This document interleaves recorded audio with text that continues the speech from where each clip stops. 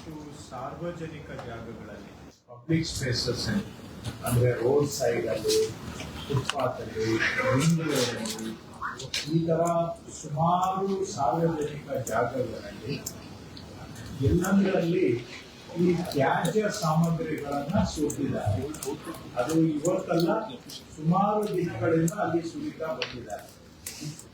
ಆ ತ್ಯಾಜ್ಯ ಸಾಮಗ್ರಿಗಳೆಲ್ಲ ಅಲ್ಲಿ ಸಂಗ್ರಹ ಆಗಿ ಅದ್ರ ಮೇಲೆ ಗಿಡ ಗಂಟೆ ಬೆಳ್ಕೊಂಡು ಅದು ಒಂಥರ ಕಾಡಿಗೂ ತಪ್ಪೋಗಿದೆ, ನಾಡಿಗೂ ತಪ್ಪೋಗಿದೆ, ಅನಾರೋಗ್ಯದ ಮೂಲ ಆಗೋಗಿದೆ. ಅಲ್ಲಿ ಹಾವು, ಸೊಳ್ಳೆ, ಇಲಿ ಇವುಗಳ ಎಲ್ಲವೂ ವಾಸಸ್ಥಾನ ಆಗಿದೆ. ಜೊತೆಗೆ ಅದನ್ನ ಯಾವಾಗ ಈ ರೀತಿಯಾಗಿ ಉಡ್ಡೆ ತ್ಯಾಜ್ಯ ಸಾಮಗ್ರಿಗಳು ಬಿದ್ದಿರುತ್ತೆ, ಒಬ್ಬರು ಕೂಡ ಅಲ್ಲಿ ಕಸವನ್ನ ಎಸೆದು ಹೋಗ್ತಾರೆ. ಅದರಿಂದ ಸಮಸ್ಯೆ ಇನ್ನಷ್ಟು ಉಲ್ಬಣ ಆಗುತ್ತೆ. ಸೊ ಇವೆಲ್ಲ ಅನಾರೋಗ್ಯ ಅಷ್ಟೇ ಅಲ್ಲ, ವಾಸಕ್ಕೆ ಮತ್ತು ಆರೋಗ್ಯಕ್ಕೆ ಎರಡಕ್ಕೂ ಕೂಡ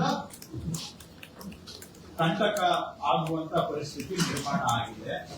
ಇದರ ಜೊತೆಗೆ ನಗರದ ಸ್ವಲ್ಪ ಸೌಂದರ್ಯ ಕೆಡಲಿಕ್ಕೂ ಕೂಡ ಇವೆಲ್ಲ ಕಾರಣ ಆಗಿದೆ. ಸೊ ಈ ರೀತಿಯ ಸನ್ನಿವೇಶ ಸಾರ್ವಜನಿಕ ಜಾಗಗಳಲ್ಲೂ ಇದೆ, ಖಾಲಿ ನಿವೇಶನ ವೇಕೆಂಟ್ ಸೈಟ್ಗಳಲ್ಲೂ ಕೂಡ ಇದೆ. ಕೆಲವು ವೇಕೆಂಟ್ ಸೈಟ್ಗಳಲ್ಲೂ ಕೂಡ ಮಣ್ಣು ಉಡ್ಡೆಗಳು ಬಿದ್ದಿದ್ದಾವೆ, ಕಲ್ಲು, ಬೇರೆ ಬೇರೆ ತ್ಯಾಜ್ಯ ಸಾಮಗ್ರಿಗಳು ಬಿದ್ದಿದ್ದಾವೆ. ಅದ್ರ ಮೇಲೆ ಕಳೆ ಬೆಳ್ಕೊಂಡು ಅಲ್ಲಿ ಇಲಿಗಳು, ಹಾವುಗಳು, ಸೊಳ್ಳೆ ಎಲ್ಲಾನು ಕೂಡ ಸೇರ್ಕೊಂಡು ಅಕ್ಕಪಕ್ಕದ ಮನೆಗಳವರೆಗೂ ಕೂಡ ತೊಂದರೆ. ನನಗೆ ಸಾರ್ವಜನಿಕರಿಂದ ಈ ತರಹದ ಸಮಸ್ಯೆಗಳ ಬಗ್ಗೆ ನೂರಾರು ದೂರುಗಳು ಬಂದಿದ್ದಾವೆ. ನಮ್ಮ ಬಡಾವಣೆ ಒಳಗಡೆನೆ ಈ ರೀತಿಯಾಗಿ ನಿವೇಶನಗಳನ್ನ ಅವರು ಸ್ವಚ್ಛ ಮಾಡಿಕೊಂಡಿಲ್ಲ, ಅಥವಾ ರೋಡ್ ಸೈಡ್ ಅಲ್ಲಿ ನೀವುಗಳು ಕ್ಲೀನ್ ಮಾಡಿಲ್ಲ. ಇದರಿಂದ ಎಲ್ಲ ನಗರದ ಒಂದು ಸೌಂದರ್ಯನೂ ಕೇಳ್ತಾ ಇದೆ, ವಾಸಕ್ಕೆ ಅನಾರೋಗ್ಯಕರ ಪರಿಸ್ಥಿತಿ ನಿರ್ಮಾಣ ಆಗಿದೆ ಅಂತ ಹೇಳಿ ದೂರುಗಳು ಸಾಕಷ್ಟು ಬಂದಿದ್ದಾರೆ. ಇದು ಬರೀ ನಮ್ಮ ರಸ್ತೆ, ಫುಟ್ಪಾತ್ ಅಷ್ಟೇ ಅಲ್ಲ, ಖಾಲಿ ನಿವೇಶನಗಳು ಅಷ್ಟೇ ಅಲ್ಲ, ಕೆಲವು ಕಡೆ ರೈಲ್ವೆ ಪ್ರಾಪರ್ಟಿಯಲ್ಲೂ ಕೂಡ ಇದೇ ರೀತಿಯಾದಂತ ಸನ್ನಿವೇಶ ಇದೆ.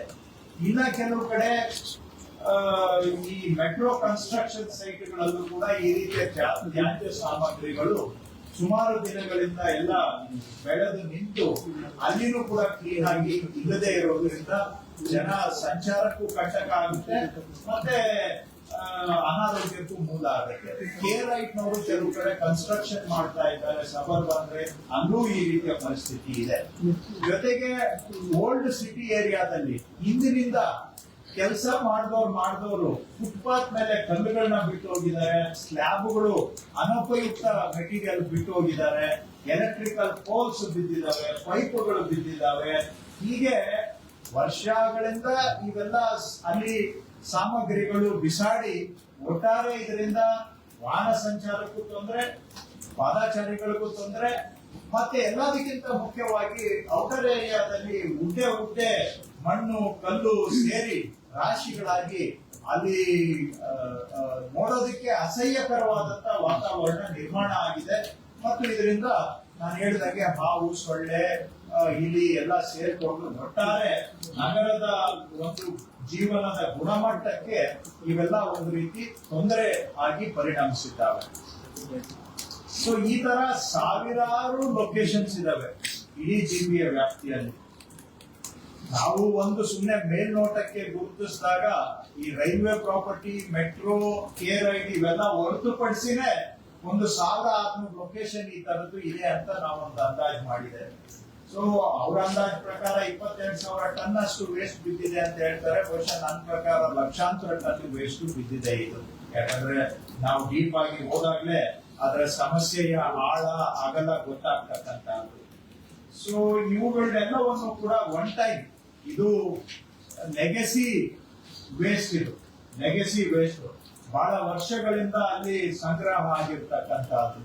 ಇದನ್ನ ನಾವು ತೆಗಿಬೇಕು ಅಂತ ಈಗ ತೀರ್ಮಾನ ಮಾಡಿದ್ದೇವೆ. ಇದಕ್ಕೆ ಕಳೆದ 1 ತಿಂಗಳಿಂದ ನಮ್ಮ ಅಧಿಕಾರಿಗಳು ಇದನ್ನೆಲ್ಲ ಎಸ್ಟಿಮೇಟ್ ಮಾಡಿದ್ದಾರೆ. ಇದನ್ನ ಗುರುತಿಸಿ ಇವುಗಳನ್ನ ತೆಗೆಯುವಂತ ಕಾರ್ಯಾಚರಣೆಯನ್ನ ಆಗಸ್ಟ್ 1ನೇ ತಾರೀಕಿನಿಂದ ಆರಂಭ ಮಾಡಬೇಕು ಅಂತ ನಾವು ಯೋಜನೆ ಮಾಡಿಕೊಂಡಿದ್ದೇವೆ. ಆಗಸ್ಟ್ 1ನೇ ತಾರೀಕು ಮಾನ್ಯ ಮುಖ್ಯಮಂತ್ರಿಗಳು ಇದಕ್ಕೆ ಚಾಲನೆಯನ್ನ ಕೊಡ್ತಾರೆ.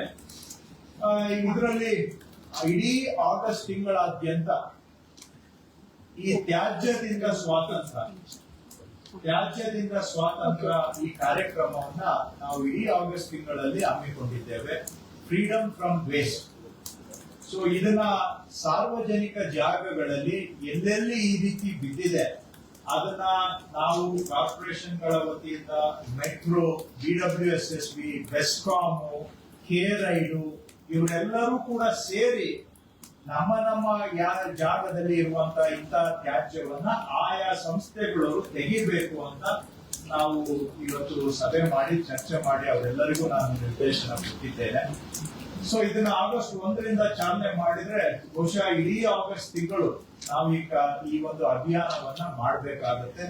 ಇದರಲ್ಲಿ ಸದ್ಯಕ್ಕೆ ಒಂದು 50 ಗಾಡಿಗಳು ನಿರ್ಮೂಲನೆಗೆ ಇದಕ್ಕೆ ನಿಯೋಜನೆ ಮಾಡಿದ್ದಾರೆ ಅಧಿಕಾರಿಗಳು. ಅದನ್ನ ಕನಿಷ್ಠ 100 ಗಾಡಿ ಆದ್ರೂ ಬೇಕಾಗುತ್ತೆ. ಇನ್ನು ಹೆಚ್ಚಿಗೆ ಗಾಡಿಗಳನ್ನ ತೆಗೆದುಕೊಳ್ಳಿ ಅಂತ ಕೂಡ ನಾನು ಅವರಿಗೆ ಸೂಚನೆಯನ್ನ ಕೊಟ್ಟಿದ್ದೇನೆ. ಸೊ ಸಾರ್ವಜನಿಕ ಸ್ಥಳದಲ್ಲಿರ್ತಕ್ಕಂತಹ ಇಂತಹ ತ್ಯಾಜ್ಯ ನಿರ್ಮೂಲನೆಯನ್ನ ನಾವು ಮಾಡ್ತೇವೆ, ಅಂದ್ರೆ ಸರ್ಕಾರ ಅಥವಾ ಸರ್ಕಾರದ ಅಂಗಸಂಸ್ಥೆಗಳು ಮಾಡ್ತಾರೆ. ಇದೇ ಸಂದರ್ಭದಲ್ಲಿ ಸಾವಿರಾರು ಖಾಲಿ ನಿವೇಶನಗಳಲ್ಲೂ ಕೂಡ ಇದೇ ರೀತಿಯ ತ್ಯಾಜ್ಯ ಸಾಮಗ್ರಿಗಳನ್ನ ಸುರಿದಿರುವಂತಹದ್ದು ಇದೆ. ಅದನ್ನ ಆ ಖಾಲಿ ನಿವೇಶನ ವೇಕೆಂಟ್ ಸೈಟ್ ಮಾಲೀಕರು ಅದನ್ನ ಅವರು ಸ್ವಚ್ಛ ಮಾಡಬೇಕು ಅಂತ ಅವರಲ್ಲಿ ನಾನು ಮನವಿ ಮಾಡ್ತಾ ಇದ್ದೀನಿ. ಯಾಕಂದ್ರೆ ನಗರ ಸುಧಾರಣೆ ಆಗ್ಬೇಕು ಅಂದ್ರೆ ನಾವು ಒಬ್ಬರೇ ಪ್ರಯತ್ನ ಪಟ್ರೆ ಆಗೋದಿಲ್ಲ, ಎಲ್ಲರೂ ಕೈ ಜೋಡಿಸ್ಬೇಕು. ಆವಾಗ ಮಾತ್ರ ಸುಧಾರಣೆ ಸಾಧ್ಯ. ನಮ್ ಜವಾಬ್ದಾರಿ ನಾವು ನಿರ್ವಹಣೆ ಮಾಡ್ತೇವೆ. ಸಾರ್ವಜನಿಕ ಜಾಗದಲ್ಲಿರೋದನ್ನ ನೀವು ತೆಗೀರಿ ಅಂತ ನಾವು ಸಾರ್ವಜನಿಕರನ್ನ ಕೇಳೋದಿಲ್ಲ. ಅದನ್ನ ನಮ್ಮ ಸಂಸ್ಥೆ, ಸರ್ಕಾರದ ಸಂಸ್ಥೆಗಳೇ ನಿರ್ಮೂಲನೆ ಮಾಡ್ತವೆ, ಅವ್ರನ್ನ ತೆರವು ಮಾಡ್ತವೆ. ಆದ್ರೆ ನಿಮ್ಮ ಖಾಲಿ ನಿವೇಶನದಲ್ಲಿ ಇರುವಂತಹ ತ್ಯಾಜ್ಯ ಸಾಮಗ್ರಿಗಳನ್ನ ದಯವಿಟ್ಟು ತಾವು ನಿರ್ಮೂಲನೆ ಮಾಡಬೇಕು ಅಂತ ನಾನು ಸಾರ್ವಜನಿಕರಲ್ಲಿ ಮನವಿ ಮಾಡ್ತಾ ಇದ್ದೇನೆ. ನಿಮ್ ಸೈಟ್ ಅಲ್ಲಿ ಸ್ವಲ್ಪ ಮಣ್ಣು ಉಡ್ಡೆಗಳಿರ್ಬಹುದು, ಬೇರೆ ಡೆಬ್ರಿಸ್ ಇರಬಹುದು, ಅದರಲ್ಲಿ ಗಿಡ ಗಂಟೆ ಬೆಳ್ಕೊಂಡು ಒಂಥರ ಅಕ್ಕಪಕ್ಕ ಮನೆಯವರಿಗೆ ಅವೆಲ್ಲ ತೊಂದರೆ ಆಗಿರ್ಬೋದು. ದಯವಿಟ್ಟು ನಿಮ್ಮ ಖಾಲಿ ನಿವೇಶನದಲ್ಲಿ ಈ ರೀತಿಯ ಪರಿಸ್ಥಿತಿ ಇದ್ರೆ ಅದನ್ನ ಸ್ವಚ್ಛ ಮಾಡುವಂತ ಕೆಲಸವನ್ನ ಆಗಸ್ಟ್ 15ಕ್ಕೆ ಮೊದಲು ಖಾಲಿ ನಿವೇಶನ ಮಾಲೀಕರು ಮಾಡಬೇಕು ಅಂತ ಒತ್ತಾಯಪೂರ್ವಕವಾಗಿ ಮನವಿ ಮಾಡ್ತಾ ಇದ್ದೇನೆ. ಅದಕ್ಕೆ ನಾನು ನಮ್ಮ ಎಲ್ಲ ಅಧಿಕಾರಿಗಳಿಗೆ ಹೇಳಿದ್ದೇನೆ. ಕೆಲವು ಜನರಿಗೆ ಯಾವ ಕಡೆಯಿಂದ ಕ್ಲೀನ್ ಮಾಡಿಸ್ಬೇಕು ಅಂತ ಗೊತ್ತಿರೋದಿಲ್ಲ. ಅದಕ್ಕೆ ಅವರವರ ಕಾರ್ಪೊರೇಷನ್ ಲಿಮಿಟ್ ಅಲ್ಲಿ ಈ ತರ ಕ್ಲೀನ್ ಮಾಡೋರು ಯಾರ್ಯಾರು ಇದ್ದಾರೆ ಅಂತ ಅವರ ಕಾಂಟ್ಯಾಕ್ಟ್ ಲಿಸ್ಟ್ ಅನ್ನ ಜನಗಳಿಗೆ ಒದಗಿಸ್ಕೊಡಿ, ಮಾಹಿತಿ ರೂಪದಲ್ಲಿ ಒದಗಿಸ್ಕೊಡಿ ಅಂತ ನಾನು ಅಧಿಕಾರಿಗಳಿಗೆ ಸೂಚನೆ ಕೊಟ್ಟಿದ್ದೇನೆ. ಸೊ ಪ್ರತಿಯೊಬ್ಬ ಕಾರ್ಪೊರೇಟ್ ಕಮಿಷನರ್ ಕೂಡ ಅವ್ರವ್ರ ಲಿಮಿಟ್ ಅಲ್ಲಿ ಯಾರು ಖಾಲಿ ಸೈಟ್ ಗಳನ್ನ ಕ್ಲೀನ್ ಮಾಡೋರು ಇದ್ದಾರೆ ಅಂತ ಒಂದು ಲಿಸ್ಟ್ ಅನ್ನ, ಅವ್ರ ಕಾಂಟ್ಯಾಕ್ಟ್ ನಂಬರ್ ಅನ್ನ ನಾವು ಒದಗಿಸ್ಕೊಡ್ತೇವೆ ಜನರಿಗೆ. ನಾವೇ ಒದಗಿಸ್ಕೊಡ್ಬೇಕಂತ ಏನಿಲ್ಲ. ಯಾರು ಸೈಟ್ ಕ್ಲೀನ್ ಮಾಡೋರು ಇದ್ದಾರೆ ನಿಮ್ಗೆ ಪತ್ತೆ ಮಾಡಿ ಅವ್ರ ಮುಖಾಂತರ ತಾವೇ ಮಾಡಿಸ್ಕೊಳ್ಳಿ. ನಾವು ಅದರಲ್ಲಿ ಮಧ್ಯ ಪ್ರವೇಶ ಮಾಡ್ಲಿಕ್ಕೆ ಬಯಸೋದಿಲ್ಲ. ಆಗಸ್ಟ್ 15ರವರೆಗೆ ನಾನು ಅವರಲ್ಲಿ ರಿಕ್ವೆಸ್ಟ್ ಮಾಡ್ತಾ ಇದ್ದೇನೆ, ತಮ್ಮ ಖಾಲಿ ಸೈಟ್ ಅನ್ನ ದಯವಿಟ್ಟು ತಾವು ಕ್ಲೀನ್ ಮಾಡ್ಕೊಳ್ಳಿ. ನಾವು ಇಬ್ರು ಪ್ರಯತ್ನ ಮಾಡಲಿಲ್ಲ ಅಂದ್ರೆ ಬೆಂಗಳೂರು ಸುಧಾರಣೆ ಆಗೋದಿಲ್ಲ. ಹಾಗಾಗಿ ನೀವು ಮಾಡಿ, ನಾವು ಪ್ರಯತ್ನ ಮಾಡ್ತೇವೆ. ನಿಮ್ ಜವಾಬ್ದಾರಿ ನೀವು ನಿರ್ವಹಣೆ ಮಾಡಿ, ನಮ್ ಜವಾಬ್ದಾರಿ ನಾವು ನಿರ್ವಹಣೆ ಮಾಡ್ತೇವೆ. ಇಬ್ರು ನಮ್ ಕೆಲಸ ಮಾಡಿದ್ರೆ ಏನಾದ್ರೂ ಅಲ್ಪ ಸ್ವಲ್ಪ ಆದ್ರೂ ಬೆಂಗಳೂರಲ್ಲಿ ಸುಧಾರಣೆ ಆಗ್ಲಿಕ್ಕೆ ಸಾಧ್ಯ. ಸೊ ಹಾಗಾಗಿ ಆಗಸ್ಟ್ 15ರ ಮೊದಲು ಖಾಲಿ ನಿವೇಶನಗಳಲ್ಲಿ ಏನಾದ್ರೂ ಈ ತರ ಪರಿಸ್ಥಿತಿ ಇದ್ದರೆ ಅದನ್ನ ತಾವು ಮಾಡ್ಕೊಳ್ಳಿ. ಇದೆಲ್ಲ ಕ್ಲೀನ್ ಆಗಿದೆ ಅಂದ್ರೆ ಏನ್ ತೊಂದರೆ ಇಲ್ಲ. ಎಲ್ಲಿ ಈ ತರ ಉಡ್ಡೆ, ಮಣ್ಣು, ಕಲ್ಲು, ಗಿಡ ಗಂಟೆ ಬೆಳ್ಕೊಂಡಿದೆ ಅದನ್ನ ತಾವು ಕ್ಲೀನ್ ಮಾಡ್ಕೊಳ್ಳಿ. ಇಲ್ಲ ಅಂತ ಹೇಳಿದ್ರೆ ಆಗಸ್ಟ್ 15ರ ನಂತರ ಖಾಲಿ ನಿವೇಶನಗಳನ್ನ ಅಲ್ಲಿ ಈ ತರಹ ತ್ಯಾಜ್ಯವನ್ನ ತೆರವು ಮಾಡುವಂತ ಕೆಲಸ ನಾವು GBA ವತಿಯಿಂದ, ಕಾರ್ಪೊರೇಷನ್ಗಳ ವತಿಯಿಂದ ಮಾಡ್ತೇವೆ. ಆ ಮಾಡಿದಂತಹದನ್ನ ಅದರ ಖರ್ಚು ಏನ್ ತಗಲುತ್ತೆ ಅದು ನಾವು ಅವರ ತೆರಿಗೆ ಅಕೌಂಟ್ಗೆ ಸೇರಿಸಿ ಅದರ ಮುಖಾಂತರ ಅವರು ಅದನ್ನ ತೆರಿಗೆ ಕಟ್ಟುವಾಗ ಅದನ್ನು ಸೇರಿಸಿ ಕಟ್ಟಬೇಕಾಗುತ್ತೆ. ಸೊ ಮತ್ತೆ ರಿಪೀಟ್ ಮಾಡ್ತಾ ಇದ್ದೇನೆ, ಆಗಸ್ಟ್ 15ಕ್ಕೆ ಮೊದಲು ಸಾರ್ವಜನಿಕರೇ, ಅವರ ಮಾಲೀಕರೇ ಅವರ ಜಾಗವನ್ನ ಕ್ಲೀನ್ ಮಾಡ್ಕೋಬೇಕು. ಅವ್ರು ಮಾಡ್ಕೊಳ್ಳಿಲ್ಲ ಅಂತ ಹೇಳಿದ್ರೆ ಆಗಸ್ಟ್ 15ರ ನಂತರ ನಾವು ಸ್ವಚ್ಛ ಮಾಡಿ ಅದಕ್ಕೆ ತಗುಲುವ ವೆಚ್ಚವನ್ನ ಅವರ ತೆರಿಗೆ ಅಕೌಂಟ್ಗೆ ಸೇರಿಸ್ತೇವೆ. ಯಾವುದಕ್ಕೆ ಎಷ್ಟು ಖರ್ಚಾಗುತ್ತೆ ಅನ್ನೋದನ್ನು ಕೂಡ ಮುಂದಿನ ವಾರ ರೇಟ್ ಅನ್ನ ನಾವು ಪಬ್ಲಿಷ್ ಮಾಡ್ತೇವೆ. ಸೊ ಈ ರೇಟ್ ಅವ್ರು ಕಟ್ಟೋದು ಬೇಕಾಗಿಲ್ಲ, ಯಾಕಂದ್ರೆ ಅವ್ರು ಹೇಳ್ಬೋದು ನಿಮ್ದು ರೇಟ್ ಜಾಸ್ತಿ ಇದೆ ಅಂತ. ಇರ್ಬೋದು, ನಮ್ದು ರೇಟ್ ಜಾಸ್ತಿ ಇರ್ಬೋದು, ಇಲ್ಲ ಅಂತಲ್ಲ. ಅದಕ್ಕೆ ಇಂಟ್ರೆಸ್ಟ್ ಕೂಡ ತಗಲ್ಬಹುದು, ಇಲ್ಲ ಅಂತ ನಾನು ಹೇಳೋದಿಲ್ಲ. ಅದು ಬೇಡ ಅಂತ ಹೇಳಿದ್ರೆ ನೀವೇ ಸೈಟ್ ನ ಕ್ಲೀನ್ ಮಾಡ್ಕೊಳ್ಳಿ. ನಾನು ಇದನ್ನ ಇವತ್ತಲ್ಲ ಜುಲೈ 15ನೇ ತಾರೀಕಿಗೆ ಘೋಷಣೆ ಮಾಡಿದ್ದೇನೆ, ರಿಕ್ವೆಸ್ಟ್ ಮಾಡಿದ್ದೇನೆ, ನಿಮ್ ಸೈಟ್ ನೀವು ಕ್ಲೀನ್ ಮಾಡ್ಕೊಳ್ಳಿ ಅಂತ. ಇಲ್ಲಿವರೆಗೂ ಯಾರು ಕ್ಲೀನ್ ಮಾಡ್ಕೊಂಡಿರೋ ಮಾಹಿತಿ ನನಗೆ ಬಂದಿಲ್ಲ, ಫೀಡ್ಬ್ಯಾಕ್ ಬಂದಿಲ್ಲ. ಮಾಡ್ಕೊಂಡಿದಾರ ಏನೋ ಗೊತ್ತಿಲ್ಲ, ಬಟ್ ನನ್ಗಂತೂ ಎಲ್ಲೂ ಕಂಡು ಬಂದಿಲ್ಲ. ಈಗಲೂ ಕೂಡ ನಾವು ಆಗಸ್ಟ್ 15ರವರೆಗೆ ಟೈಮ್ ಕೊಡ್ತಾ ಇದ್ದೇವೆ, ದಯವಿಟ್ಟು ತಾವು ಕ್ಲೀನ್ ಮಾಡ್ಕೊಳ್ಳಿ. ಇಲ್ಲ ಅಂತ ಹೇಳಿದ್ರೆ ಅನಿವಾರ್ಯವಾಗಿ ನಾವು ಕ್ಲೀನ್ ಮಾಡೋದು ಆರಂಭ ಮಾಡ್ಬೇಕಾಗುತ್ತೆ. ಅಂತಾದ್ರೂ 16,000 ಸೈಟ್ಗಳು ಇರ್ಬೋದು ಔಟರ್ ಏರಿಯಾದಲ್ಲಿ, ನಮಗೂ ಟೈಮ್ ಹಿಡಿಯಬಹುದು, ಬಟ್ ನಾವು ಕೂಡ ಅದನ್ನ ಆರಂಭ ಅಂತೂ ಮಾಡ್ತೇವೆ. ಸೊ ಇವೆಲ್ಲ ನಾವು ಖಾಸಗಿ ಸ್ವತ್ತುಗಳ ಮಾಲೀಕರು ಎಲ್ಲ ಕೈ ಜೋಡಿಸಿದ್ರೆ ಈ ತ್ಯಾಜ್ಯವನ್ನ ಸ್ವಲ್ಪ ಮಟ್ಟಿಗಾದ್ರೂ ನಿರ್ಮೂಲನೆ ಮಾಡ್ಲಿಕ್ಕೆ ಸಾಧ್ಯ ಆಗುತ್ತೆ. ಸೊ ಇದು ಬಹಳ ವರ್ಷಗಳಿಂದ ಇರುವಂತಹ ಸಮಸ್ಯೆ. ಈ ತ್ಯಾಜ್ಯದಿಂದ ಸ್ವಾತಂತ್ರ್ಯ, ಫ್ರೀಡಮ್ ಫ್ರಮ್ ವೇಸ್ಟ್, ಈ ಮಾಸದಲ್ಲಿ ತಿಂಗಳು ಪೂರ್ತಿ ನಾವು ಇದನ್ನ ಮಾಡಿ ತದನಂತರ ಯಾರೇ ಆಗ್ಲಿ ಈ ತರ ಡೆಬ್ರಿಸ್ ರಿಮೂವಲ್ ಮಾಡ್ಬೇಕಾದ್ರೆ ಅದಕ್ಕೆ ಒಂದು ಕಟ್ಟುನಿಟ್ಟನ ಒಂದು ಕ್ರಮ ಜಾರಿ ಮಾಡ್ತಾ ಇದ್ದೇವೆ. ಸೊ ದಟ್ ನಾಳೆ ಮತ್ತೆ ನಾವು ಒಂದ್ ಕಡೆಯಿಂದ ತೆರವು ಮಾಡ್ಕೊಂಡು ಹೋದ್ರೆ ಅದೇ ಜಾಗಕ್ಕೆ ಬಂದು ಸುರಿಯುವಂಗೆ ಆಗ್ಬಾರ್ದು ಮತ್ತೆ. ಸೊ ನಾವ್ ಮಾಡಿದ್ದೆಲ್ಲ ಅವ್ರಿಗೆ ಅಪ್ಪ ಮಾಡ್ಕೊಟ್ಟಂಗ ಆಗುತ್ತೆ, ಅದು ಆಗ್ಬಾರ್ದು ಅಂತ ಹೇಳಿ ಅದಕ್ಕೇನು ಕೂಡ ಒಂದು ಸಿಸ್ಟಮ್ ಅನ್ನ ನಾವು ಜಾರಿ ಮಾಡ್ತಾ ಇದ್ದೇವೆ. ಅದ್ರ ಬಗ್ಗೆನೂ ಕೂಡ ಮುಂದಿನ ದಿನ ನಾನು ಹೇಳಿದ್ದೇನೆ, ಅವನ್ನೆಲ್ಲ ಕರೆದು ಮೀಟಿಂಗ್ ಮಾಡಿ ಈ ತರ ಈ ಡೆಬ್ರಿಸ್ ರಿಮೂವ್ ಮಾಡೋರು ಯಾರ್ಯಾರು ಇದ್ದಾರೆ ಅವ್ರಿಗೆ ಗೈಡ್ ಲೈನ್ಸ್ ಕೊಟ್ಬಿಟ್ಟು ಅವರೆಲ್ಲ ಕಂಪಲ್ಸರಿ ಆಗಿ ರಿಜಿಸ್ಟರ್ ಆಗ್ಬೇಕು, GPS ಅಳವಡಿಸ್ಕೊಳ್ಬೇಕು, ಮತ್ತೆ ಎಲ್ಲಿ ನಾವು ಡೆಸಿಗ್ನೇಟ್ ಮಾಡಿದ್ದೇವೆ ಅಲ್ಲೇ ತಗೊಂಡೋಗಿ ಇದನ್ನ ಸುರಿಬೇಕು. ರೋಡ್ ಸೈಡ್ ಅಲ್ಲಿ ಅಲ್ಲಿ ಇಲ್ಲಿ ಸುರಿಯೋ ಆಗಿಲ್ಲ. ಅದಕ್ಕೂ ಕೂಡ ಅವ್ರಿಗೆ ಏನ್ ಬೇಕೋ ಸೌಕರ್ಯ ಮಾಡ್ಕೊಡೋದಕ್ಕೆ ನಾವು ತಯಾರಿದ್ದೇವೆ. ಇನ್ನು ಮುಂದೆ ಆ ತರ ಸಾರ್ವಜನಿಕ ಸ್ಥಳಗಳಲ್ಲಿ ಸುರಿಯೋದನ್ನ ಆದಷ್ಟು ನಾವು ಕಟ್ಟುನಿಟ್ಟಾಗಿ ಅವಾಯ್ಡ್ ಮಾಡಕ್ಕೆ ಪ್ರಯತ್ನವನ್ನ ಮಾಡ್ತೇವೆ. ಸೊ ಈ ಕ್ಯಾಂಪೇನ್ ಜಸ್ಟ್ ಕ್ಲೀನ್ ಬೆಂಗಳೂರು ಅಂದ್ರೆ JCB, ಜಸ್ಟ್ ಕ್ಲೀನ್ ಬೆಂಗಳೂರು ಮಾಡೋಣ, JCB ಮಾಡೋಣ ಅನ್ನೋದು ನಾನು ಸಾರ್ವಜನಿಕರಲ್ಲಿ ಮನವಿ. ಯಾತಕ್ಕಾಗಿ? ಬೆಂಗಳೂರಿನ ಸುಧಾರಣೆಗಾಗಿ. ಹಾಗಾಗಿ ನಾನು ಜನಗಳಲ್ಲಿ ಮನವಿ ಮಾಡೋದು, ಈ ತ್ಯಾಜ್ಯದಿಂದ ಸ್ವಾತಂತ್ರ್ಯ ಅಭಿಯಾನದಲ್ಲಿ ನೀವು ನಾವು ಸೇರಿ ಜೊತೆಗೂಡಿ JCB ಮಾಡೋಣ ಬೆಂಗಳೂರಿನ ಸುಧಾರಣೆಗಾಗಿ. ಇದಕ್ಕೆ ಸಾರ್ವಜನಿಕರ ಸಹಕಾರ ಬಹಳ ಮುಖ್ಯ. ಸಹಕಾರ ಕೊಡ್ತಾರೆ ಅಂತ ನಾನು ನಿರೀಕ್ಷೆಯನ್ನ ಇಟ್ಕೊಂಡಿದ್ದೇನೆ. ಸಣ್ಣ ಪುಟ್ಟ ಇದರಲ್ಲಿ ವ್ಯತ್ಯಾಸಗಳು ಬರಬಹುದು, ಅನುಭವದ ಆಧಾರದ ಮೇಲೆ ಅದನ್ನ ಸರಿ ಮಾಡಿಕೊಂಡು ನಾವು ಮುಂದೆ ಹೆಜ್ಜೆಯನ್ನ ಇಡ್ತೇವೆ. ಸೇಮ್ ಈಗ ಇಂಗ್ಲಿಷ್ ಅಲ್ಲಿ ಹೇಳ್ಬಿಡ್ತೇನೆ, ಒಂದು 2 ನಿಮಿಷ.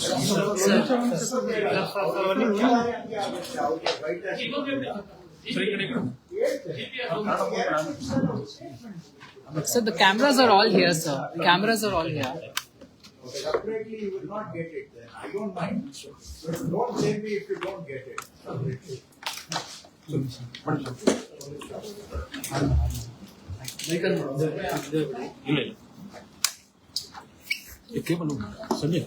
Kumar sir, on the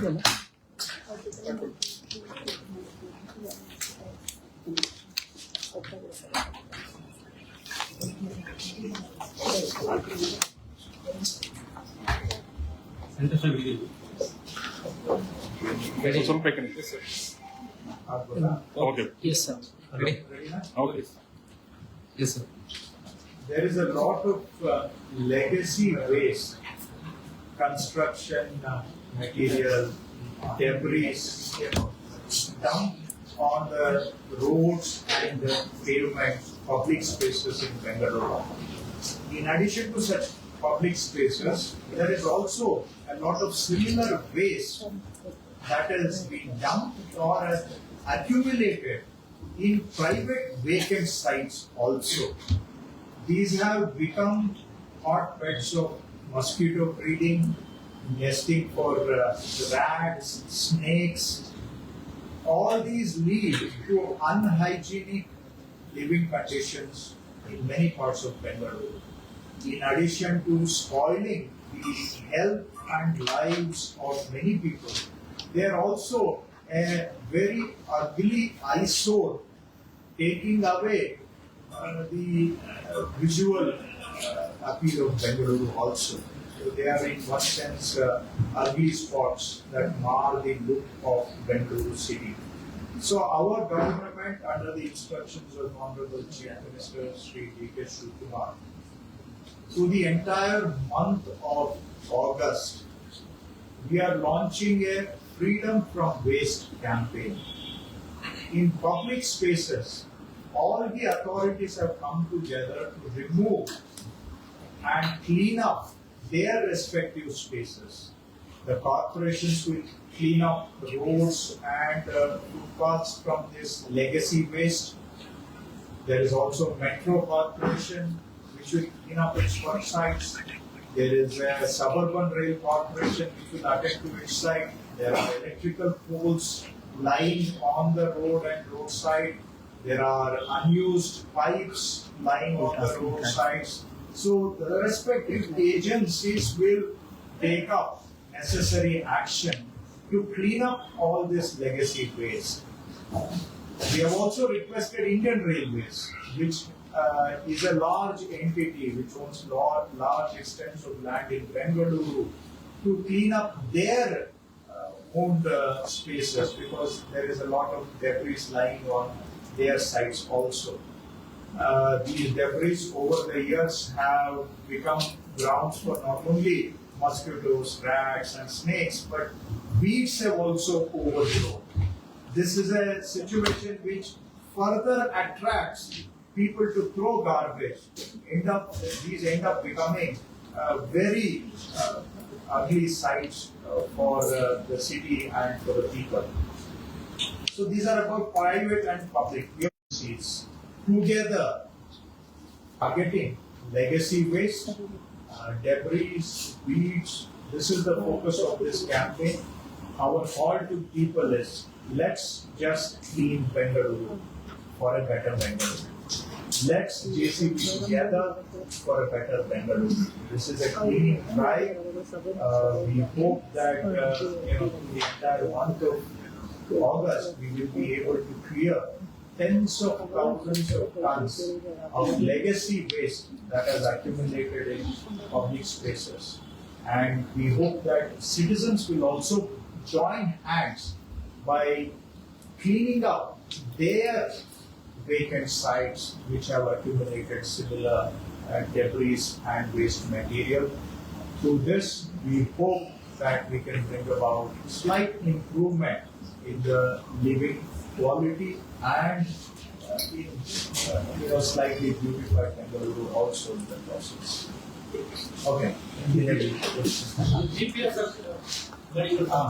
ಈಗ ಸುಮಾರು ಜನ ಈ ಖಾಸಗಿ ವೆಹಿಕಲ್ಸ್ ಈ ತರ ವೇಸ್ಟ್ ಅನ್ನ ಡಿಸ್ಪೋಸಲ್ ಮಾಡೋ ವೃತ್ತಿ ಮಾಡ್ತಾರೆ. ಅದರಲ್ಲಿ ಕೆಲವರು ತಗೊಂಡೋಗಿ ಇದನ್ನ ಎಲ್ಲಿ ಬಿಸಾಕ್ಬೇಕೋ ಅಲ್ಲಿ ಬಿಸಾಕ್ತಾ ಇರ್ಬೋದು. ಆದ್ರೆ ಕೆಲವರು ಇದನ್ನ ತಗೊಂಡೋಗಿ ರಾತ್ರಿ ರೋಡ್ ಸೈಡ್ ಅಲ್ಲಿ ಬಿಡೋದು, ಪಬ್ಲಿಕ್ ಜಾಗಗಳಲ್ಲಿ ಬಿಡೋದು ಮಾಡ್ತಾ ಇದ್ದಾರೆ. ಈಗ ನಾವು ಒಂದ್ ಕಡೆಯಿಂದ ಕ್ಲೀನಿಂಗ್ ಮಾಡ್ಕೊಂಡು ಬಂದ್ರೆ ನಾಳೆ ಅವರು ಅದನ್ನ ತಗೊಂಡೋಗಿ ಅಲ್ಲೇ ಸುರಿದ್ರೆ ಏನು ಲಾಭ ಇಲ್ಲ. ಇದರಿಂದ ಏನು ನಾವು ಸಾಧನೆ ಮಾಡ್ದಂಗೆ ಆಗೋದಿಲ್ಲ. ಹಾಗಾಗಿ ಮುಂದೆ ಸಾರ್ವಜನಿಕ ಸ್ಥಳಗಳಲ್ಲಿ ಸುರಿಯೋದನ್ನ ತಡೆಯಬೇಕು ಅಂತ ಹೇಳಿದ್ರೆ ಯಾರು ಈ ತರ ಕನ್ಸ್ಟ್ರಕ್ಷನ್ ಮೆಟೀರಿಯಲ್ ಅನ್ನ ಸಾಗಾಣಿಕೆ ಮಾಡ್ತಾರೆ, ಸಿಲ್ಟ್ ಸಾಗಾಣಿಕೆ ಮಾಡ್ತಾರೆ, ಆ ಎಲ್ಲಾ ವಾಹನಗಳಿಗೆ ಕಂಪಲ್ಸರಿ ಆಗಿ GPS ಅನ್ನ ಹಾಕ್ಬೇಕು ಅಂತ ನಾನು ಅಧಿಕಾರಿಗಳಿಗೆ ಸೂಚನೆ ಕೊಟ್ಟಿದ್ದೇನೆ. ಸೊ ಆ ವಾಹನಗಳು ರಿಜಿಸ್ಟರ್ ಮಾಡ್ಕೋಬೇಕು. ಫಸ್ಟ್ ಅವರು ರಿಜಿಸ್ಟರ್ ಆಗ್ಬೇಕು. ರಿಜಿಸ್ಟರ್ಡ್ ಇಲ್ಲದೆ ನೀವು ಈ ತರ ಕನ್ಸ್ಟ್ರಕ್ಷನ್ ಮೆಟೀರಿಯಲ್ ಅನ್ನ, ಅಂದ್ರೆ ವೇಸ್ಟ್ ಮೆಟೀರಿಯಲ್, ನಾನು ಹೇಳ್ತಾ ಇರೋದು ಕನ್ಸ್ಟ್ರಕ್ಷನ್ ಗೆ ಮರಳು ತಗೊಂಡ್ ಬರ್ತಾ ಇದ್ದೀರಿ, ಕನ್ಸ್ಟ್ರಕ್ಷನ್ ಗೆ ಕಲ್ಲು ತಗೊಂಡ್ ಬರ್ತಾ ಇದ್ದೀರಿ, ಅವರಲ್ಲ. ಡಿಸ್ಪೋಸಲ್ ಮಾಡೋರು, ವೇಸ್ಟ್ ಅನ್ನ ಡಿಸ್ಪೋಸ್ ಮಾಡೋರು ಯಾರ್ಯಾರಿದ್ದಾರೆ ಅವರು ಕಂಪಲ್ಸರಿ ಆಗಿ ರಿಜಿಸ್ಟರ್ ಮಾಡ್ಕೋಬೇಕು ಮತ್ತು GPS ಅನ್ನ ಹಾಕೋಬೇಕು. ಯಾಕೆ GPS ಅಂತ ಹೇಳಿದ್ರೆ ಆ ವಾಹನ ಎಲ್ಲಿ ಓಡಾಡ್ತಾ ಇದೆ ಅಂತ ನಮ್ಗೆ ಗೊತ್ತಾಗುತ್ತೆ. ಅವರು ಅದನ್ನ ತಗೊಂಡೋಗಿ ಎಲ್ಲಿ ವೇಸ್ಟ್ ಅನ್ನ ಹಾಕ್ಬೇಕೋ ಅಲ್ಲಿಗೆ ಹೋಗಿ ಬರ್ತಾ ಇದ್ರೆ ನಮ್ದೇನ್ ತಕರಾರಿಲ್ಲ. ಅದು ಬಿಟ್ಬಿಟ್ಟು ಎಲ್ಲೋ ರೋಡ್ ಸೈಡ್ ಅಲ್ಲಿ ಹೋಗ್ಬಿಟ್ಟು ಸುಟ್ಬಿಟ್ಟು ಬರ್ತಾ ಇದ್ರೆ ಅದು ನಮ್ಗೆ GPS ಮುಖಾಂತರ ಗೊತ್ತಾಗುತ್ತೆ. ಸೊ ಹಾಗಾಗಿ ಅದನ್ನ ಪತ್ತೆ ಮಾಡಬೇಕು ಅಂತ ಹೇಳಿ ನಾವು ಅವ್ರಿಗೆ GPS ಅನ್ನು ಕೂಡ ಕಡ್ಡಾಯ ಮಾಡಬೇಕು.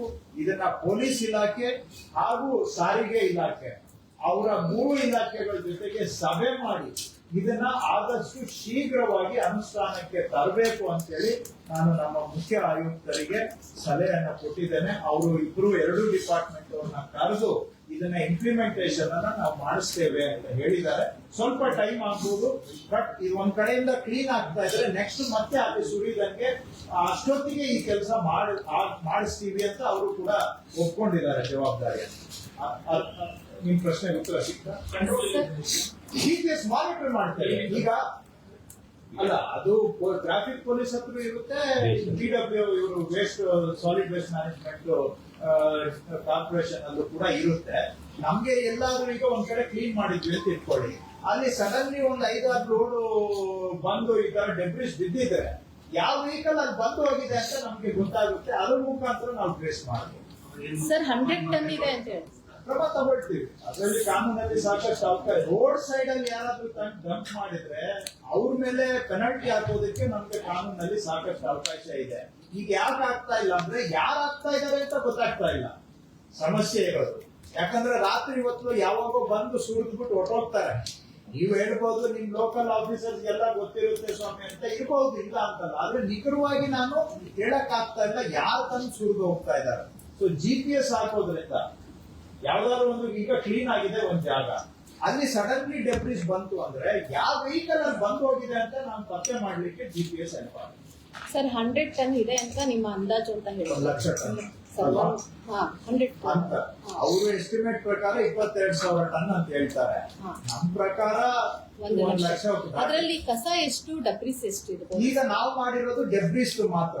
ಕಸ ಈ ಬ್ಲಾಕ್ ಸ್ಪಾಟ್ ಏನಿದೆ ಅದನ್ನ ಈ ಕ್ಯಾಂಪೇನ್ ಆದ್ಮೇಲೆ ಅದನ್ನ ಕೈಗೆತ್ಕೊಳ್ತೀವಿ ಸದ್ಯಕ್ಕೆ. ಯಾಕಂದ್ರೆ ಇದು ಜನನು ಕೂಡ ನೀವು ಕೇಳಿದ ಪ್ರಶ್ನೆ ಒಳ್ಳೇದಾಯ್ತು, ಸರಿನೂ ಹೋಯ್ತು. ಯಾಕಂದ್ರೆ ಜನಕ್ಕೆ ಎಲ್ಲ ಕಸ ಅಂದ್ರೆ ಎಲ್ಲ ಸೇರಿಸಿ ಹೇಳ್ತಾರೆ. ಅದಕ್ಕೆ ನಾನು ಸ್ಪೆಸಿಫಿಕಲಿ ತ್ಯಾಜ್ಯ ಅಂತ ಹೇಳ್ತಾ ಇದ್ದೇನೆ. ತ್ಯಾಜ್ಯ ಅಂದ್ರೆ ಮನೆ ಕಸ ಬಿಟ್ಟು ಬೇರೆ ವಸ್ತುಗಳನ್ನ ಈಗ ನಾವು ಟಾರ್ಗೆಟ್ ಮಾಡ್ತಾ ಇದ್ದೀವಿ ಈ ಕ್ಯಾಂಪೇನ್ ಅಲ್ಲಿ. ಇದಾಗ್ತಾ ಇದ್ದಂಗೆ ನೆಕ್ಸ್ಟ್ ಇದಾದ ತಕ್ಷಣ ನಾವು ಬ್ಲಾಕ್ ಸ್ಪಾಟ್ಸ್ ಅಂದ್ರೆ ಎಲ್ಲಿ ಗೃಹ ತ್ಯಾಜ್ಯ ಅಂದ್ರೆ ಗಾರ್ಬೇಜ್ ಅದನ್ನ ನೆಕ್ಸ್ಟ್ ಟಾರ್ಗೆಟ್ ಮಾಡ್ತೇವೆ. ಬಟ್ ಒಂದೇ ಸತಿ ಇದು ಅದು ಮಾಡ್ತೀವಿ ಅಂದ್ರೆ ಕಷ್ಟ ಸಾಧ್ಯವಾದಂತ ಕೆಲಸ. ಅದಕ್ಕೆ ಈಗ ಈ ಪಬ್ಲಿಕ್ ಸ್ಪೇಸಸ್ ಅಲ್ಲಿ ಡೆಬ್ರಿಸು ಈ ತರದ್ದೆಲ್ಲ ಟಾರ್ಗೆಟ್ ಮಾಡ್ತಾ ಇದೀವಿ ಈ ಕ್ಯಾಂಪೇನ್ ಅಲ್ಲಿ. ಇದಾದ ತಕ್ಷಣ ಆ ಕಸದ್ದು ಟಾರ್ಗೆಟ್ ಮಾಡ್ತೇವೆ. ಕೆಲವು ಸೈಟ್ಗಳಲ್ಲಿ ಅಲ್ಲಿ ಕೂಡ ಕೆಲವರು ಮನೆ ಕಸವನ್ನು ಕೂಡ ಅಲ್ಲಿ ಬಿಸಾಕಿರೋದು ಇದೆ. ಈಗ ನಾವು ಕ್ಲೀನ್ ಮಾಡೋ ಸ್ಪಾಟ್ಸ್ ಅಲ್ಲಿ ಒಂದು 90% ಡೆಬ್ರಿಸ್ ಇರುತ್ತೆ, ಒಂದು 10% ಕಸನು ಕೂಡ ಇರ್ಬೋದು, ಇಲ್ಲ ಅಂತ ನಾನು ಹೇಳೋದಿಲ್ಲ. ಬಟ್ ಒಟ್ಟಾರೆ ಒಂದು ಆ ಸ್ಪಾಟ್ಗೆ ಕೈ ಹಾಕಿದಾಗ ಎಲ್ಲ ಕ್ಲೀನ್ ಮಾಡ್ತೇವೆ. ಸೊ ಇದು ಹೆವಿ ಕ್ಲೀನಿಂಗ್ ಡ್ರೈವ್. ನೀವು ಬ್ಲಾಕ್ ಸ್ಪಾಟ್ ಏನಿದೆ ಅದು ಡೇ ಟು ಡೇ ಅದು. ಇದು ಬಂದು ಇದು ವರ್ಷ 2 ವರ್ಷ 4 ವರ್ಷದಿಂದ ಬೆಳ್ಕೊಂಡಿದೆ. ಅದ್ರ ಮೇಲೆ ಕಳೆನೆ 10-20 ಅಡಿ ಬೆಳೆದಿದೆ ಕಳೆ. ಆ ತರದ ಸೈಟ್ಸ್ ನಾವು ಮಾತಾಡ್ತಾ ಇರೋದು.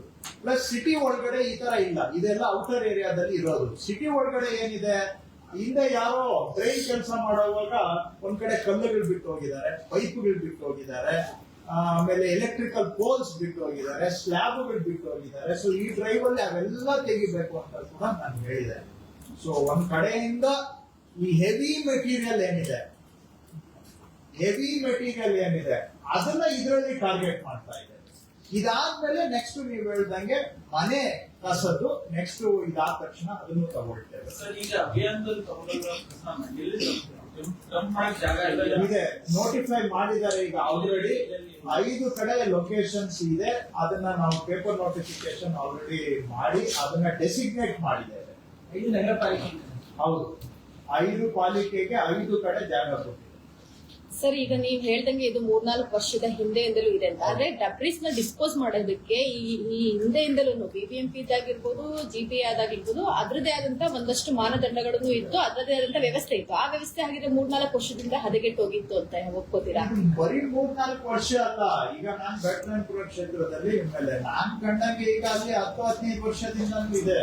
ನಮ್ದು ಔಟರ್ ಏರಿಯಾ, ಎಸ್ಪೆಷಲಿ ಔಟರ್ ಏರಿಯಾದಲ್ಲಿ ಸಮಸ್ಯೆ. ಔಟರ್ ಏರಿಯಾದಲ್ಲಿ ಏನಾಗಿದೆ, ಇನ್ನು ಅಲ್ಲಿ ಬಿಲ್ಟಪ್ ಆಗಿಲ್ಲ ಪೂರ್ತಿ. ಕೆಲವು ಕಡೆ ಖಾಲಿ ಸೈಟ್ಗಳು ಇರ್ತವೆ. ರೋಡ್ ಸ್ವಲ್ಪ ಅಗಲ ಇದ್ದಿದ್ ಕಡೆ ರೋಡ್ ಸೈಡ್ ಅಲ್ಲೇ ಸುಟ್ಬಿಟ್ಟು ಹೋಗ್ತಾ ಇರ್ತಾರ ರಾತ್ರಿ. ನಾವು ಹಿಂದೆ ಎಲ್ಲ ಕ್ಲೀನ್ ಮಾಡಿಸಿದೀವಿ, ಆಗಾಗ ಮಾಡಿಲ್ಲ ಅಂತಲ್ಲ. ಮೈಸೂರು ಅವರು ಜವಾಬ್ದಾರಿ ತಗೊಂಡ್ಮೇಲೆ ಅವರು ಕ್ಲೀನ್ ಮಾಡಿಸಿದ್ದಾರೆ. ಏನಾಗಿತ್ತು, ಈ ಕಡೆ ಕ್ಲೀನ್ ಮಾಡ್ಕೊಂಡು ಹೋದ್ರೆ ಇನ್ನೊಂದ್ ಕಡೆ ಬಂದು ಸುರಿತಾರೆ. ಅಂಡ್ ಅವ್ರು ಏನ್ ಹೇಳಿದ್ರು, ಇಷ್ಟು ಸಿಸ್ಟಮ್ಯಾಟಿಕಲಿ ಹಿಂದೆ ನಾವು ಮಾಡಿರ್ಲಿಲ್ಲ. ಈಗ ಏನಾಗಿದೆ, ಎಲ್ಲಾ ಏಜೆನ್ಸಿಗಳಿಗೆ ಮಾತಾಡಿದ್ದೇವೆ. ಬರೀ GPA ಕಾರ್ಪೊರೇಷನ್ಸ್ ಅಷ್ಟೇ ಅಲ್ಲ, BESCOM, BWSSB, KRID, metro, railways ಎಲ್ಲರಿಗೂ ಮಾತಾಡಿ ನಾವೆಲ್ಲ ಸೇರಿ ಮಾಡಿದಾಗ ಜನನು ಎಲ್ಲೋ ಒಂದ್ ಕಡೆ ತಾಳಪ್ಪ ಏನೋ ಮಾಡ್ತಾ ಇದಾರೆ, ನಾವು ಎಲ್ಲಂದ್ರೆ ಇಲ್ಲಿ ಸುರಿಯೋದು ಬೇಡ ಅಂತ ಜನಗಳು ಕೋಆಪರೇಟ್ ಮಾಡ್ತಾರೆ ಅನ್ನೋದು ಒಂದು ಎಕ್ಸ್ಪೆಕ್ಟೇಷನ್. ಆತರ ಒಂದ್ ಟೈಮ್ ಕ್ಲೀನ್ ಮಾಡಿದಾಗ ನೆಕ್ಸ್ಟ್ ಎನ್ಫೋರ್ಸ್ಮೆಂಟ್ ಮಾಡೋದಕ್ಕೂ ನಮ್ಗೆ ಸ್ವಲ್ಪ ಶಕ್ತಿ ಬರುತ್ತೆ. ನೆಕ್ಸ್ಟ್ ಯಾರಾದ್ರೂ ಸುರಿಯಕ್ ಬಂದ್ರೆ ಅವ್ರನ್ನ ಕ್ಯಾಚ್ ಮಾಡೋದಕ್ಕೂ ನಮ್ಗೆ ಸ್ವಲ್ಪ ಶಕ್ತಿ ಬರುತ್ತೆ. ಎಲ್ಲೋ ಒಂದ್ ಕಡೆ ಸುಮ್ನೆ ಅರ್ಧಂಬರ್ಧ ಕ್ಲೀನ್ ಮಾಡಿದ್ರೆ ಮತ್ತೆ ಬಂದು ಸುರಿದ್ರು ನಮ್ಗೆ ಗೊತ್ತಾಗಲ್ಲ. ಅದಕ್ಕೆ ಒನ್ ಟೈಮ್ ಸ್ವಲ್ಪ ಮ್ಯಾಸಿವ್ ಡ್ರೈವ್ ಮಾಡಿ ಆಮೇಲೆ ಫ್ಯೂಚರ್ ಅಲ್ಲಿ ನೀವು ಹೇಳಿದಂಗೆ ರಿಪೀಟ್ ಆಗಂಗೂ ಕೂಡ ಮಾಡಬೇಕು ಅನ್ನೋದು ಪ್ರಯತ್ನ ಮಾಡ್ತಾ ಇದ್ವಿ. ನೋಡೋಣ, ಪರ್ಫೆಕ್ಟ್ ಆಗಿ ಅಲ್ಲದೆ ಇದ್ರು ಕೂಡ ಒಂದು ಮೇಜರ್ ಆಗಿ ಕಸದ ಲಾರಿಗಳು ಡ್ರೈವರ್ಗಳು ತುಂಬಾ ರ್ಯಾಶ್ ಆಗಿ ಡ್ರೈವ್ ಮಾಡ್ತಾರೆ, ತುಂಬಾ ಆಕ್ಸಿಡೆಂಟ್ ಆಗಿದೆ, ಸಾಕಷ್ಟು ಸಾವು ಕೂಡ ಆಗಿದೆ. ಸೊ ಅದೊಂದು ಬ್ರೇಕ್ ಆಗಂತ ವಿಚಾರ ಒಂದು. ಎರಡನೇದು ಕಸದ ಲಾರಿಯಿಂದ ಡೆತ್ ಆಗಿರುವಂತವ್ರಿಗೆ ಪರಿಹಾರ ಕೊಡುವಂತಿಲ್ಲ, ಆ ತರದ್ದು ಏನಾದ್ರು ಈ ಕ್ಯಾಂಪೇನ್ ಅಲ್ಲಿ ಅದನ್ನ ನಾವೇನು ಆ ವಿಷಯದ ಕಡೆ ಇದರಲ್ಲಿ ಗಮನ ಕೊಟ್ಟಿಲ್ಲ. ದಯచేದಿಂದ ಅಂದ್ರೆ ದಯచేಯಿಂದ ಈ ಒಂದು ಅಭಿಯಾನ ಒಳ್ಳೆಯದು ಸರ್. ಜೊತೆಗೆ ಇವತ್ತು ಏನಾಗಿದೆ ಫಸ್ಟ್ ಪ್ರಾಥಮಿಕವಾಗಿ ಎಲ್ಲಿ ಕಸ ಇರುತ್ತೆ, ಕೆಲವರು ಏನ್ ಮಾಡ್ತಾರೆ ಬೆಂಕಿ ಹಾಕ್ತಾರೆ, ಅದು ನಗರಕ್ಕೆ ಮಾಲಿನ್ಯವಾಗಿ ಪರಿಣಾಮ ಬೀರ್ತಾರೆ ಸರ್. ದ ಮೇನ್ ಅದ್ರ ಬಗ್ಗೆ ನೀವೇನಾದ್ರು ಕ್ರಮ ಕೈಗೊಳ್ತೀರಾ ಸರ್? ಈಗ ನಾವು ಕೆಲವು ಕಡೆ ರಿಪೀಟೆಡ್ ಆಗಿ ಬೆಂಕಿ ಇಟ್ಬಿಟ್ಟು ಸುಡೋದು ವ್ಯವಸ್ಥೆ ಇದೆ. ಅಂತೇವ್ರನ್ನ ಕಂಡು ಫೈನ್ ಹಾಕಿ ಫಸ್ಟ್ ಈಗ ನನ್ನ ಪ್ರಕಾರ ನೀವು ಹೇಳಿದ ಸಮಸ್ಯೆನೂ ನಮ್ ಗಮನದಲ್ಲಿದೆ. ಆದ್ರೆ ನಾವು ಆ ಸಮಸ್ಯೆಗೆ ಪರಿಹಾರ ಸ್ವಲ್ಪ ಇಂಡೈರೆಕ್ಟ್ ಆಗಿ ಹುಡುಕ್ತಾ ಇದೀವಿ. ಎಲ್ಲ ಒಂದ್ ಟೈಮ್ ಕ್ಲೀನ್ ಮಾಡೋಣ, ಅದಾದ್ಮೇಲೆ ವೇಸ್ಟ್ ಡಿಸ್ಪೋಸಲ್ ಅನ್ನು ಸೆಟ್ರೈಟ್ ಮಾಡೋಣ, ಅದಾದ್ಮೇಲೆ ಈ ತರ ಪಬ್ಲಿಕ್ ಜಾಗಗಳಲ್ಲಿ ಮತ್ತೆ ಸುರಿಯೋದಕ್ಕೆ ಅವಕಾಶ ಕೊಡ್ಲಿಲ್ಲ ಅಂತ ಹೇಳಿದ್ರೆ ಈ ಸಮಸ್ಯೆ ಸ್ವಲ್ಪ ಕಂಟ್ರೋಲ್ ಬರುತ್ತೆ ಅನ್ನೋದು ನಮ್ಮ ಲೆಕ್ಕಾಚಾರ. ನೀವು ಹೇಳಿದ್ದು ಸಮಸ್ಯೆನೂ ನಮ್ಮ ರೆಡಾರ್ ಅಲ್ಲಿ ಇದೆ, ಬಟ್ ಸ್ಟೆಪ್ ಬೈ ಸ್ಟೆಪ್ ತಗೊಳ್ತಾ ಇದೀವಿ. ಕ್ಲೀನ್ ಮಾಡಿದ್ರೆ ಪಬ್ಲಿಕ್ ಜಾಗದಲ್ಲಿ ಸುರಿಯೋದನ್ನ ಅವಾಯ್ಡ್ ಮಾಡಿದ್ರೆ ನಾಳೆ ಸುಡೋದು ಕೂಡ ಪ್ರಶ್ನೆ ಉದ್ಭವ ಆಗೋದಿಲ್ಲ. ಸರ್, ಡಿಸ್ಪೋಸ್ ಮಾಡೋದಕ್ಕೆ ನೋಡಿರುವಂತ ಜಾಗದಲ್ಲಿ ಯಾವುದೇ ಅಭ್ಯಂತರ ಬಂದಿಲ್ಲ sir?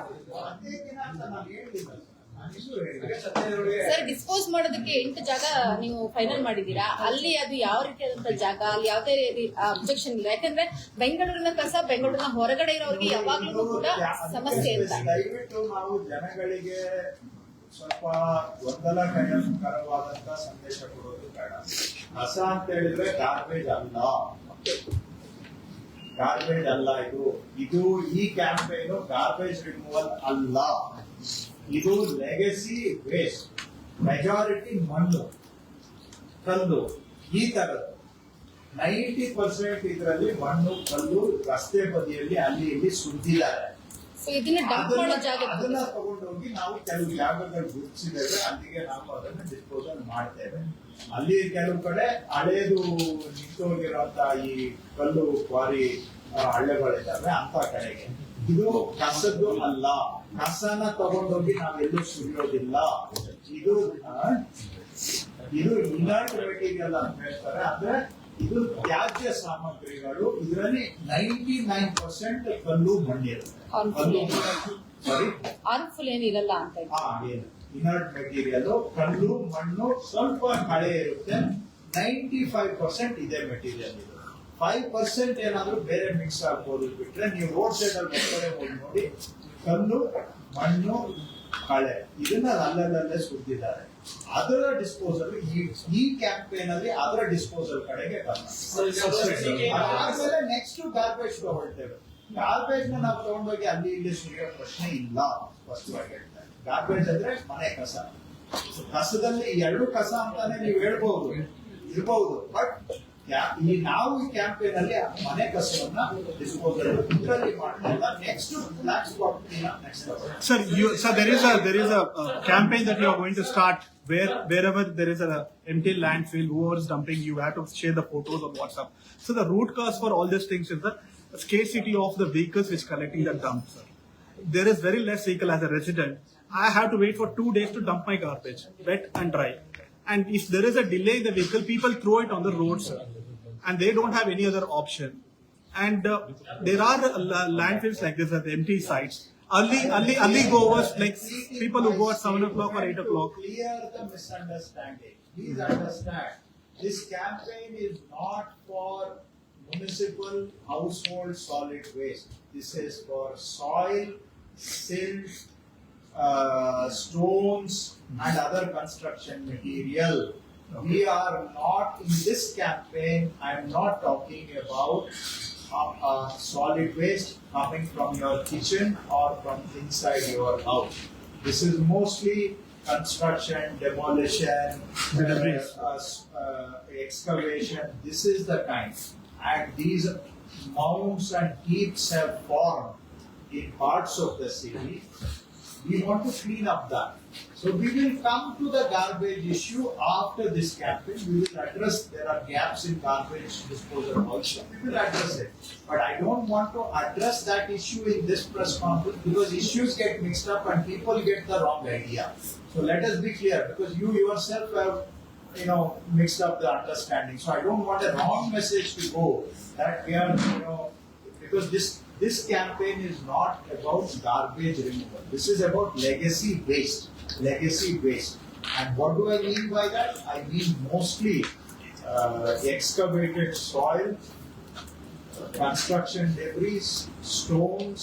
This is majority of our target in this campaign. They are lying many places. Inside the core area, there are unused pipes, unused electrical poles, unused stone slabs, stone boulders. All those are strewn in many places inside the core area.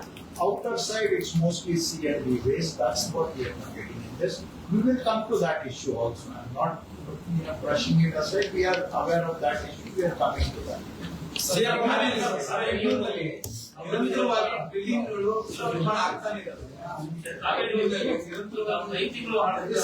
Subject ಕೇಳ್ತಾ ಇದ್ದಾರೆ, ಈ subject ಬೆಂಗಳೂರಿನಲ್ಲಿ ನಿರಂತರವಾಗಿ generate ಆಗ್ತಾನೆ one time set ಮಾಡೋದು proper channels ಮಾಡಿ ಅದನ್ನ ವಿಲೇವಾರಿ ಮಾಡೋ ಅಗತ್ಯ ಇದೆ ಅಂತ ಅನ್ಸುತ್ತೆ. ಹೌದೌದು, ಡೆಫಿನೆಟ್ಲಿ. ಈಗ ಈ ಒನ್ ಟೈಮ್ ನಾವು ಕ್ಲಿಯರ್ ಮಾಡಿ ರೆಗ್ಯುಲರ್ ಡಿಸ್ಪೋಸಲ್ಗೆ ಸಿಸ್ಟಮ್ ಅನ್ನ ಹಾಕ್ಲಿಲ್ಲ ಅಂತ ಹೇಳಿದ್ರೆ ಇದು ಸುಮ್ಮನೆ ಕಣ್ಣೊರೆಸುವ ತಂತ್ರ ಆಗುತ್ತೆ. ಸೊ ಇದರ ಜೊತೆಗೇನೆ ಹಿಂದೆ ಈ ತರ ಕಾನ್ಸಂಟ್ರೇಟ್ ದಂಡ ಹಾಕ್ಬೇಕು ಅನ್ನೋದು ಕೂಡ ಇತ್ತು ಸರ್. ಅದನ್ನು ಇಂಪ್ಲಿಮೆಂಟ್ ಮಾಡಿರ್ಲಿಲ್ಲ, ಹಾಗಾಗಿನೇ ಕಡೆ ಎಲ್ಲ ಡೆಬ್ರಿಸ್ ಹಾಕ್ತಿದ್ದಾರೆ. ಸೊ ಈಗ ಆಯ್ತು, ಒಂದ್ ನಿಮಿಷ. ಈಗ ಅವ್ರು ಹೇಳ್ತಾರೆ ಯಾಕೆ ತಂದು ಸುರಿತಾ ಇದ್ದಾರೆ, ಯಾಕೆಂದ್ರೆ ಪ್ರಾಪರ್ ಡಿಸ್ಪೋಸಲ್ಗೆ ನೀವೊಂದು ವ್ಯವಸ್ಥೆನೇ ಕೊಟ್ಟಿಲ್ಲ, ಅದಕ್ಕೆ ನಾನು ಸುರಿತಾ ಇದ್ದೀನಿ ಅಂತ ಹೇಳ್ತಾರೆ. ಮಾತಿಗಷ್ಟೇ, ಆಕ್ಚುಲಿ ಎಲ್ಲ ಇದೆ, ಇಲ್ಲ ಅಂತಲ್ಲ. ಮಾತು ಕೇಳೋದಕ್ಕೆ ಏನ್ ಬೇಕೋ ಹೇಳ್ಬೋದು. ಹಾಗಾಗಿ ಈಗ ಪ್ರಾಪರ್ ಡಿಸ್ಪೋಸಲ್ಗೆ ವ್ಯವಸ್ಥೆ ಇದೆಯಾ ಅಂತ ಅವ್ರು ಕೇಳ್ತಾ ಇದ್ದಾರೆ. ಸೊ ಇನ್ಮೇಲೆ ಈ C&D ವೇಸ್ಟ್, ಕನ್ಸ್ಟ್ರಕ್ಷನ್ ಮತ್ತೆ ಡೆಮಾಲಿಷನ್, ಈ ವೇಸ್ಟ್ ಅನ್ನ ಡಿಸ್ಪೋಸಲ್ ಮಾಡೋದಕ್ಕೆ 4 ಸಂಸ್ಥೆಗಳನ್ನ ನಾವು ಎಂಪ್ಯಾನಲ್ ಮಾಡಿದ್ದೇವೆ ಬೆಂಗಳೂರಲ್ಲಿ. ಸೊ ಇನ್ನು ಮುಂದಕ್ಕೆ ಯಾರಾದ್ರೂ ನಿಮ್ಮ ಮನೆಯಲ್ಲಿ ನೀವು ಪೂರ್ತಿ ಡೆಮಾಲಿಷನ್ ಮಾಡಿರ್ಬೋದು ಅಥವಾ ಜಸ್ಟ್ ಒಂದು ಗೋಡೆ ಡೆಮಾಲಿಷನ್ ಮಾಡಿರ್ಬೋದು, ರಿನೋವೇಷನ್ ಮಾಡ್ತಾ ಇರ್ಬೋದು. ನಿಮ್ಮದು ಏನೇ C&D ವೇಸ್ಟ್, ಇದು ಕನ್ಸ್ಟ್ರಕ್ಷನ್ ಅಂಡ್ ಡೆಮಾಲಿಷನ್ ಅಂತ ಹೇಳ್ತಾರೆ. ಈ ವೇಸ್ಟ್ ಇದ್ರೆ ಅದನ್ನ ನಾವು 3 ಕಂಪನಿಗಳು 3 ಜನಕ್ಕೆ ಎಂಪ್ಯಾನಲ್ ಮಾಡಿದ್ದಾರೆ. Bangalore solid waste management limited ವತಿಯಿಂದ ಅವರ ಮುಖಾಂತರನೇ ಡಿಸ್ಪೋಸಲ್ ಮಾಡಬೇಕು. ಅವರು ಹೇಗೆ ಡಿಸ್ಪೋಸಲ್ ಮಾಡ್ತಾರೆ ಅಂತಾನು ಕೇಳ್ಬೋದು ನಾವು. ಇದರಲ್ಲಿ ಕೆಲವು ಕೋರ್ಟ್ ಡೈರೆಕ್ಷನ್ಸ್ ಇದೆ. ಕನ್ಸ್ಟ್ರಕ್ಷನ್ ಡೆಮಾಲಿಷನ್ ವೇಸ್ಟ್ ಆದ್ರೆ ಅದನ್ನ ಪ್ರಾಸೆಸಿಂಗ್ ಮಾಡಬೇಕು ಅಂತ ಕೂಡ ಡೈರೆಕ್ಷನ್ ಇದೆ. ಸೊ ಅವ್ರಿಗೆ ಪ್ರಾಸೆಸಿಂಗ್ ಮಾಡಿ ಇದನ್ನ ಡಿಸ್ಪೋಸಲ್ ಮಾಡೋದಕ್ಕೆ ಎಂಪ್ಯಾನಲ್ ಮಾಡಿದ್ದೇವೆ. ದಯವಿಟ್ಟು ನಿಮ್ಮದು ಏನಾದ್ರು ಇನ್ನು ಮುಂದೆ ನಿಮ್ದು ಏನಾದ್ರು ಮನೆಯದು ಕನ್ಸ್ಟ್ರಕ್ಷನ್ ಅಂಡ್ ಡೆಮಾಲಿಷನ್ ವೇಸ್ಟ್ ಇದ್ರೆ ದಯವಿಟ್ಟು ಆ C&D ವೇಸ್ಟ್ ಕಾಂಟ್ರಾಕ್ಟರ್ಸ್ ಅನ್ನ ಕಾಂಟ್ಯಾಕ್ಟ್ ಮಾಡಿ, ಅವರ ಮುಖಾಂತರ ಡಿಸ್ಪೋಸಲ್ ಮಾಡಿ. ಚೆಕ್ ಆರ್ಡರ್ ಇಶ್ಯೂ ಆಗಿದೆ for disposal of C&D waste.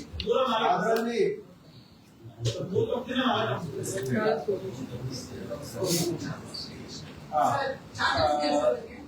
Charges ಇರುತ್ತೆ. ಅದು ಒಂದು ಟನ್ಗೆ 752 ರೂಪಾಯಿ, ಒಂದು ಟನ್ನಿಗೆ 660 ರೂಪಾಯಿ ಒಂದು ಟನ್ನಿಗೆ. 760 ರೂಪಾಯಿ ಒಂದು ಟನ್ನಿಗೆ ಇರುತ್ತೆ. ಅವ್ರದ್ದು ನಾನು ನಿಮ್ಗೆ ಸ್ವಲ್ಪ ಒಂದು 5 ನಿಮಿಷದ ಒಳಗಡೆ ಅವ್ರ ಕಾಂಟ್ಯಾಕ್ಟ್ ಕೂಡ ನಿಮ್ಗೆ ಒದಗಿಸ್ಕೊಡ್ತೇನೆ, ಯಾರನ್ನ ಕಾಂಟ್ಯಾಕ್ಟ್ ಮಾಡಬೇಕು. ಸೊ ದಯವಿಟ್ಟು ನಾನು ಮನವಿ ಮಾಡ್ತೇನೆ, ಇನ್ನು ಮುಂದೆ ನಿಮ್ ಮನೆಯದು ಏನಾದ್ರು C&D ವೇಸ್ಟ್ ಇದ್ರೆ ಅದನ್ನ ಈ ಸಂಸ್ಥೆಗಳಿಗೆ ಕಾಂಟ್ಯಾಕ್ಟ್ ಮಾಡಿ ಅವರ ಮುಖಾಂತರನೇ ಡಿಸ್ಪೋಸಲ್ ಮಾಡಬೇಕು ಅಂತ ನಾನು ಸಾರ್ವಜನಿಕರಲ್ಲಿ ಮನವಿ ಮಾಡ್ತೇನೆ. ಬೇರೆಯವರು ಏನಾಗುತ್ತೆ, ಎಲ್ಲಂದ್ರೆ ಅಲ್ಲಿ ತಂದು ಸುರಿದುಬಿಟ್ಟು ಹೋಗ್ತಾರೆ ರೋಡ್ ಸೈಡ್ ಅಲ್ಲಿ. ಇದರಿಂದ ಬೆಂಗಳೂರಿನ ಸೌಂದರ್ಯನು ಕೆಡುತ್ತೆ.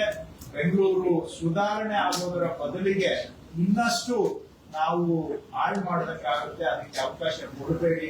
ದಯವಿಟ್ಟು ಸುಧಾರಣೆ ಆಗ್ಬೇಕು ಅಂತ ಹೇಳಿದ್ರೆ ಜನಗಳ ಸಹಕಾರ ಇದ್ರೆ ಮಾತ್ರ ಸುಧಾರಣೆ ಮಾಡಲಿಕ್ಕೆ ಸಾಧ್ಯ. ಸರ್, ನಿನ್ನೆ SIR ಹೋದ ಸಂದರ್ಭದಲ್ಲಿ ಫಕೀರಪ್ಪ ಅನ್ನೋರ ಮೇಲೆ ಹಲ್ಲೆ ಆಗಿದೆ. ಅದು ಮಾರಣಾಂತಿಕ ಹಲ್ಲೆ ಆಗಿದೆ, ಜೊತೆಗೆ ಕೊಲೆ ಬೆದರಿಕೆ ಕೂಡ ಹಾಕಿದ್ದಾರೆ. ಸರ್, ಹಿಂಗಾದ್ರೆ SIR ಮಾಡೋದು ಹೇಗೆ? ಅವರೇನು ನಮ್ಮ ಅದೇ ಜಾಗದಲ್ಲಿ